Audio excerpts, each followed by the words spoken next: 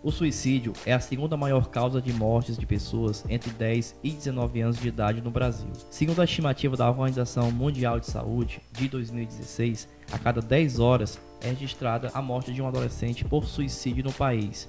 Por que tantos adolescentes tiram a própria vida ou cometem automutilação? Como prevenir e tratar a violência autodirigida? A reflexão desta edição do podcast é sobre saúde mental na adolescência. Sejam muito bem-vindos ao podcast Vozes.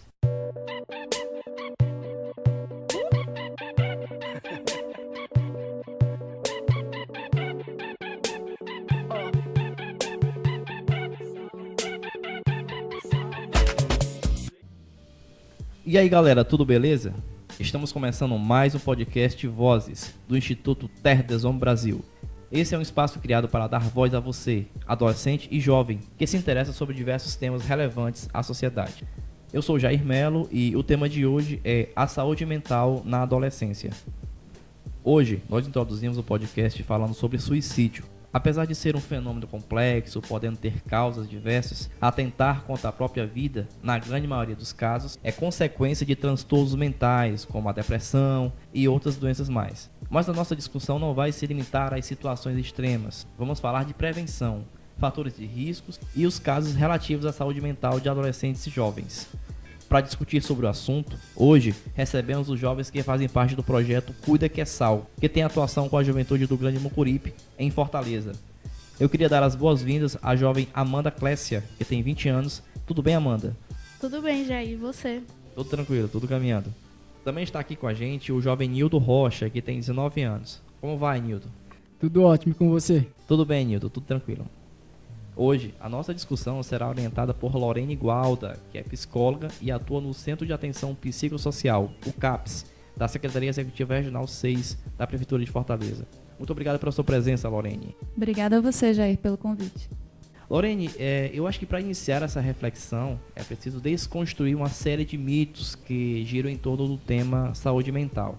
Existe uma ideia um tanto preconceituosa de que esse assunto é coisa de doido, entre aspas.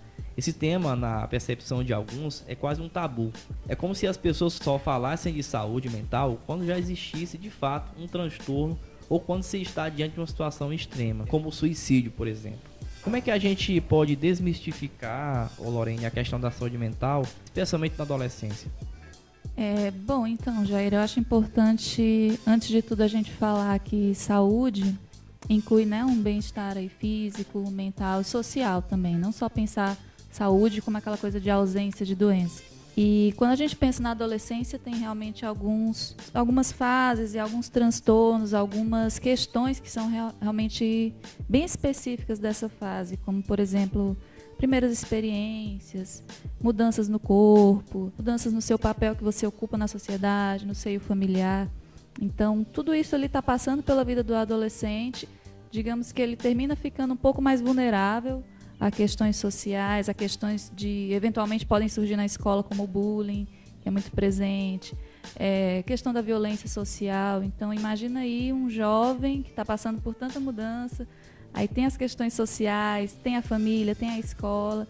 Então, a gente tem que pensar que saúde inclui um bem-estar, né? Saúde mental está também dentro disso, que inclui esse bem-estar. E é importante que a gente fale, antes de tudo, eu sempre falo isso com meus pacientes, com colegas, que a gente possa, antes de tudo, falar nos espaços, na família, na escola, que a gente possa conversar sobre saúde mental, para tentar desmistificar isso. Quanto mais a gente pode falar sobre os assuntos, menos a gente vai tornando isso tabu. Quando se torna tabu, fica uma coisa mais complicada e pode gerar algum tipo de prejuízo depois.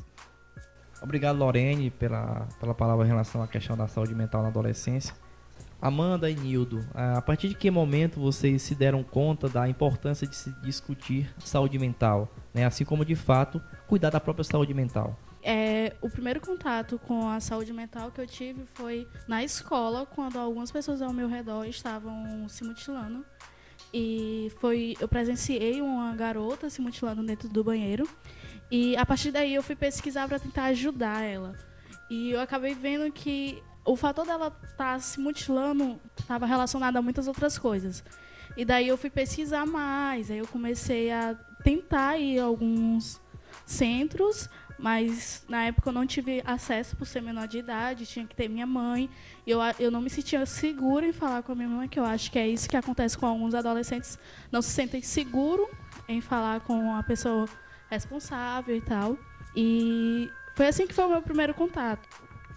Bom, através do projeto Cuida Que Sal, né, que eu vim mais saber desse tema. E eu vi que os dados são enormes, né, cada vez crescendo mais, e por pessoas jovens, principalmente com a depressão, também a mutilação. E a gente vê que não é só um problema, né, e talvez pessoas fazem isso que uma série de coisas está acontecendo. E nessa fase, é a fase que a gente é mais cobrado, né, sobre escola, trabalho, sobre a sociedade, emprego, relacionamento. Então eu acho muito importante sim a gente falar sobre esse tema, né, e pensar outras formas de como combater, perceber e como cuidar das pessoas e ajudar, né. E também eu acho legal a gente agir com naturalidade quando falar de saúde mental e não falar como se fosse só você estar doente e tal, e só procurar um tratamento especialista quando está ocorrendo já os transtornos. Porque eu acho que é esse o problema, que quando a gente vai procurar, quando a gente vai precisar de alguma coisa, já porque está ocorrendo os fatos de automutilação, baixa autoestima, e tudo isso é complicado, porque a gente só procura quando tem um problema. Eu acho que é legal a gente procurar antes, entender o seu corpo, trabalhar sua autoestima e outras coisas, porque eu acho que isso é um dos maiores fatores, assim, falta de informação e principalmente baixa autoestima, bullying e essas coisas. Então, Amanda, você tem razão. Realmente é importante que a gente fale. E nem sempre a gente tem no seio familiar uma pessoa assim, de confiança. É importante que a gente tenha alguém para conversar sobre. E não deixar para procurar ajuda quando realmente... Isso eu acho que é uma mania das pessoas, né? Só procurar ajuda quando já está um problema muito grande. Quando você nota que alguma coisa não está indo bem, já está tendo um sofrimento que está te atrapalhando nas atividades, coisas que geralmente sentia prazer, não sente mais, é bom procurar ajuda. No caso da automutilação, aí a gente já percebe que realmente já tem alguma coisa de um transtorno, já precisa realmente uma ajuda especializada. Mas sim, é bom que a gente fale do nosso sofrimento. Não ficar guardado, sempre guardar não é um bom caminho. Há pelo menos 2 anos, um fenômeno na internet passou a preocupar pais e professores em relação aos adolescentes. Jovens no Brasil e no mundo foram vítimas do desafio da baleia azul, um suposto jogo no qual os adolescentes são desafiados a cumprir provas perigosas ou violentas. O programa Hoje em Dia da Rede Record veiculou uma reportagem sobre o assunto em junho de 2017. Vamos escutar um trecho na voz do jornalista Rodrigo Viana. Uma conversa começou a ser costurada entre mãe e filho, que já tinham um histórico de depressão desde a infância. Logo, Priscila descobriu que o corte no rosto era resultado de uma das etapas de uma onda que circula na internet. Na baleia azul, jovens são atraídos para uma teia que inclui 50 tarefas, mutilação, colocar-se em situações perigosas e, ao final, tirar a própria vida. Quem está do outro lado dessa linha comete um crime grave, incitação ao suicídio, artigo 122 do Código Penal. A pena é de 1 a 6 anos de prisão. Pelo que se apurou até agora, essa história da baleia azul começou com uma notícia falsa, de que mais de 100 jovens na Rússia teriam tirado a própria vida depois de participar do desafio. A informação nunca se confirmou, mas o que era falso virou coisa séria. Além da Rússia, onde 3 rapazes foram presos por incitar o suicídio, há registros em outros países da Europa e também do lado de cá do oceano. Gente mal intencionada espalhou o tal desafio pelas redes sociais. E uma pesquisa recente mostrou que 11% das crianças e adolescentes brasileiros relataram ter tido acesso às páginas que ensinavam formas de se machucar. O jogo da baleia azul segue uma lógica em que determinadas pessoas convencem adolescentes e jovens a aderir aos desafios. Que fatores podem levar a essa adesão? Bom, eu acho que na vida dessa pessoa já está acontecendo algumas coisas. Por exemplo, foi abusada pelo pai e ela já está sofrendo alguma coisa, né? Tem algo de trás disso aí, né? Aí com um desafio desse, pra você se cortar, é muito mais fácil, né? Eu acho, e a pessoa acaba caindo nisso facilmente. Porque você suportar a dor física é bem mais fácil do que uma dor mental. Eu acho que também a pressão de ser inserido num grupo. Porque como o jogo surgiu num grupo de Facebook e privado, aí após os desafios, elas postavam vídeos e fotos provando que fez o desafio. Eu acho que é uma pressão muito grande da sociedade hoje e que a gente se cobra muito de se inserir dentro de um grupo, estar dentro de um grupo. E o grupo adolescente tem muita pressão nisso e tem muita necessidade disso. E como a Lorene falou, que é muito frágil e que nessa fase estamos expostos a várias mudanças, várias coisas. E também pelo fato que já deveria estar ocorrendo a automutilação, que eu vi a reportagem também que já falava que já tinha ocorrido a situação de automutilação e que o jogo só tem uma forma de um gatilho para ela fazer mais, ainda ter o benefício de ser inserida dentro de um grupo. Porque, como eu falei, o ser humano tem uma necessidade muito grande de estar inserido em um grupo. Então, eu acho que vocês dois concordam com o que vocês disseram. Acredito que já há uma fragilidade, uma vulnerabilidade antes, um sofrimento, né, digamos assim. E, sim, na adolescência tem essa questão dessa necessidade de participar de um grupo, mesmo que seja um grupo de automutilação, de incentivo ao suicídio. E a gente nota também que tem uma coisa de um efeito de contágio da automutilação, do suicídio. Então, de repente, é uma coisa que você sozinho não faria, mas aí, tendo apoio, é visto por outras pessoas, termina participando participando de uma forma meio estranha, digamos assim, né, desse grupo, mas participa desse grupo. Tem essa coisa que as pessoas falam de chamar a atenção, que termina sendo um termo pejorativo, assim. Eu escuto os pacientes falando que não gostam disso, porque termina que o senso comum fala, tá fazendo isso só para chamar atenção, isso é birra, isso é frescura. E isso só atrapalha, porque causa um sofrimento maior ainda na pessoa, né?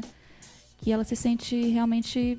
Muitas vezes a gente vê que é um pedido de ajuda, muito torto, mas é um pedido de ajuda que a pessoa pode fazer naquele momento. E é muito ruim quando o meio, né, as outras pessoas falam, né, terminam julgando aquilo, frescura, é só para chamar atenção. A gente tem que levar isso muito a sério. É um pedido de ajuda, sim. E o fato das pessoas falarem que chamar a atenção acaba bloqueando o adolescente. Aí ele tenta te falar e te explicar a situação. Aí quando te explica, tu diz que é só chamando a atenção, aí acaba se bloqueando total e acaba internalizando o sofrimento dele e acaba fazendo outras atitudes. Gente, na opinião de vocês, os cuidados com a saúde mental podem prevenir que adolescentes e jovens se tornem, né, iscas, digamos assim, a esse tipo de armadilha? Eu acho sim que pode prevenir, porque quando você já conhece e sabe como prevenir aquilo e como lidar com aquilo, aonde procurar ajuda, com quem falar, que sabe que se falar vai ter ajuda, eu acho que pode sim ajudar. É uma redução de danos, podemos dizer assim, porque quando você já conhece aquilo, sabe onde procurar ajuda, conhece outros casos e sabe como lidar com aquilo, eu acho que pode sim ajudar e eu acho que o tema deveria ser tratado com mais frequência, principalmente em escola, onde o índice de automutilação é bem alto nesse período escolar.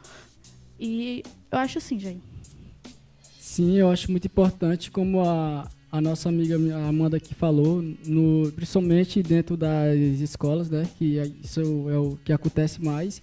Também ter órgão público, né, algum lugar específico para a pessoa ir, pessoas capacitadas, né, para lidar com essa situação. Só complementando aqui, dizendo que, sim, se a gente está, né, se cuidando, está com uma situação psíquica mais não tão vulnerável, digamos assim, eu acredito que isso torna os jovens menos suscetíveis a cair nesses tipos de armadilhas, digamos assim. Lógico que é ideal, tá, todo mundo numa vida perfeita e tudo, mas assim, você prestando atenção a si mesmo, né, ao seu redor, o máximo que você puder se cuidar, buscar sempre ajuda, eu acho que torna menos vulnerável, sim. A gente fica menos vulnerável a essas modas, esses grupos que possam porventura existir, né? E que agora é a Baleia Azul, mas acredito que virão outros, enfim, é uma coisa aí pra gente ficar sempre atento. Os estigmas, muitas vezes, impedem que pessoas peçam ajuda diante de problemas de saúde mental, o que acaba muitas vezes dificultando diagnósticos e tratamentos, seja no caso de participantes do jogo da baleia azul, seja no cotidiano em geral. Que tipos de sinais pais, professores e até mesmo os amigos podem perceber em adolescentes ou jovens que estejam passando por algum desses problemas e assim poderem ajudá-los? Acho que é importante a gente perceber, né, alguma mudança nessa pessoa, algo que ele gostava e já não gosta mais. É uma pessoa que era mais interativo, já não é mais. E essas pequenas coisas você perceber e ajudar ele de alguma forma, né?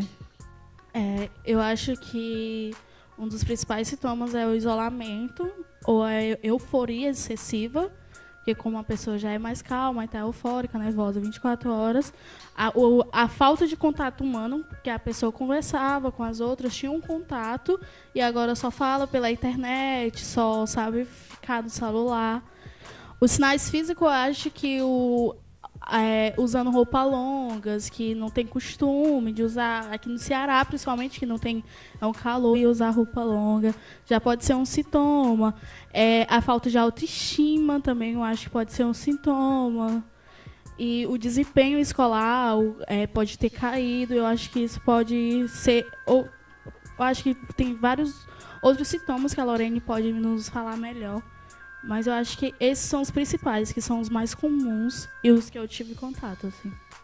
Você falou muito bem, eu vou só complementar um pouquinho, mas isolamento social, a gente repara muito. Fisicamente, tem essa coisa de esconder, se já está ocorrendo a automutilação, sim, algumas pessoas preferem usar roupas mais compridas, né, blusa de manga comprida, para esconder esses cortes, geralmente são nos membros superiores, nos braços. E mudanças bruscas no comportamento, uma tristeza sem explicação, isolamento social, ansiedade. Pode ocorrer uma oscilação no humor, de repente a pessoa pode ficar mais eufórica.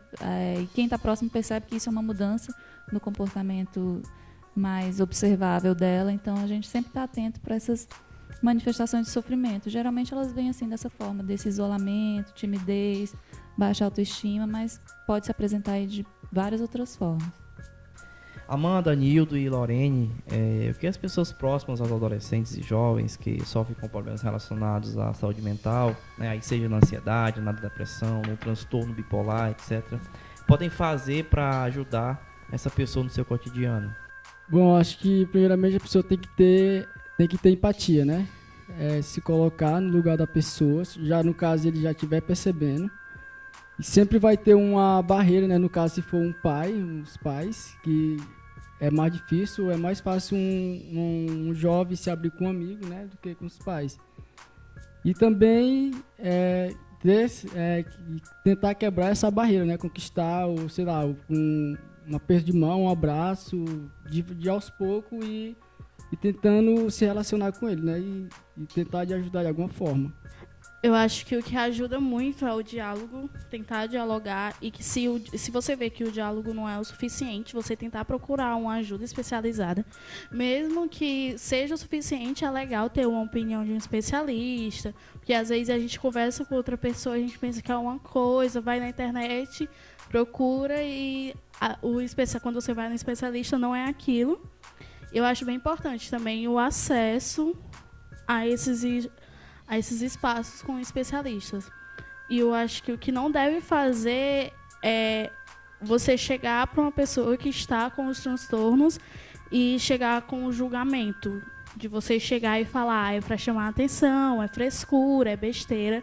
A gente tem que lembrar que depressão não é besteira, automutilação não é frescura, não é para chamar a atenção. É uma coisa que ocorre muito, muito mesmo. Quando você está se sentindo mal, a pessoa sempre lhe fala que é para chamar atenção, que é frescura. E eu acho que isso é a pior coisa que deve se fazer, porque a pessoa já está mal, ainda vem uma pessoa de dizer que é drama, como é falado.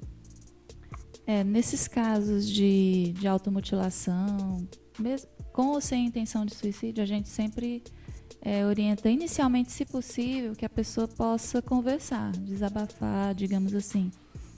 falar sobre o que ela está sentindo ajuda bastante. Aí vem a questão de ter alguém de confiança para você ter essa conversa.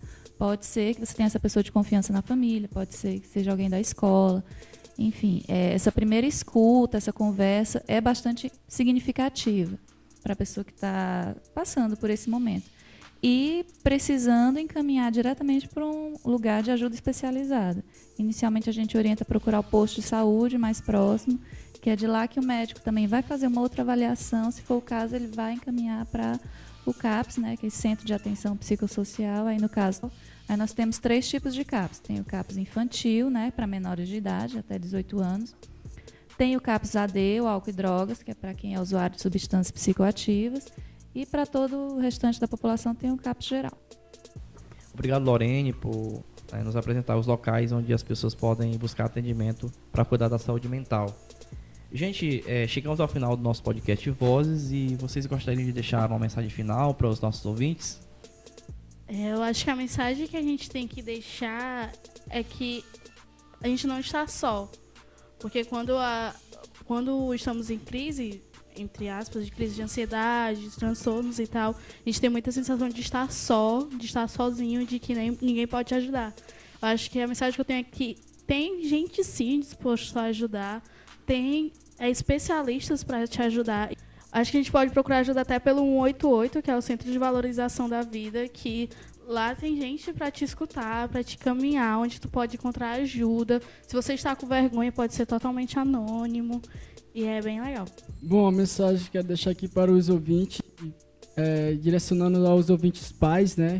A fase da adolescência é uma fase complicada, que todo mundo sabe, todo mundo já passou. Então, você pai, procurar mais saber o que seu filho faz, estar mais próximo, né? Sei que isso é difícil, mas tem uma barreira nisso aí. Mas tentar quebrar isso aí. E também você, ouvinte filho, né? Que não fortaleça tanto essa barreira, né? Que permita que o seu pai ou sua mãe se aproxime mais de você. E todo mundo junto se tornamos mais fortes. E é isso. Queria agradecer novamente o convite, estar aqui. E achei muito legal ter esses espaços, como a gente falou antes, é importante ter esses espaços para a gente conversar. E que bom que a gente está conversando aqui, que outras pessoas vão ouvir também. Acho isso muito, muito importante.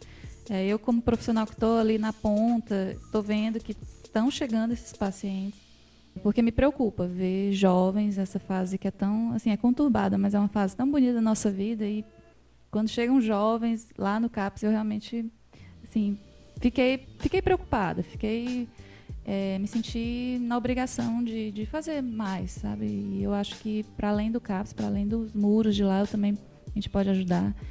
E que massa que a gente está falando aqui, né? Sobre isso, que outras pessoas vão ouvir.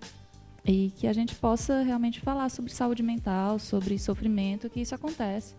Acontece, não tem idade para acontecer o sofrimento, seja na infância, na adolescência, na vida adulta. E vamos falar, vamos sempre insistir que a gente possa falar sobre saúde mental para que alguma coisa mude, né? Para que as pessoas comecem a mudar essa mentalidade, parar de tratar como tabu, parar de tratar como frescura, né? Como drama, e que a gente possa, sei lá, fazer alguma coisa, fazer a diferença, nem que seja um pouquinho, mas aí de pouquinho em pouquinho, como o Nilton disse, juntos a gente é mais forte. Muito obrigada. Obrigado, pessoal, pela palavra final aos nossos ouvintes. E esse foi o podcast Vozes. Eu agradeço a presença da Amanda, do Nildo, da Lorene e também de todos os ouvintes que estão com a gente até aqui. Você que acompanha o nosso podcast, envie sugestões de temas, perguntas e compartilhe as suas experiências acessando o nosso site tdhbrasil.org. Para conhecer mais do Instituto Terra des Hommes Brasil, acesse as nossas redes sociais, Twitter, Facebook, YouTube e também o Instagram. É só buscar por TDH Brasil. Espero que esse momento tenha acrescentado boas reflexões e já estamos ansiosos para a próxima edição do podcast Vozes. Aguardo vocês lá. Tchau! O podcast Vozes é uma iniciativa do Instituto Terra des Hommes Brasil e cofinanciado pela KNH. Na produção, Jair Melo e Andressa Bittencourt. Apoio técnico do projeto Mucuripe da Paz, Paulo Rodrigues. Na locução, Jair Melo. Na edição de áudio, Andressa Bittencourt.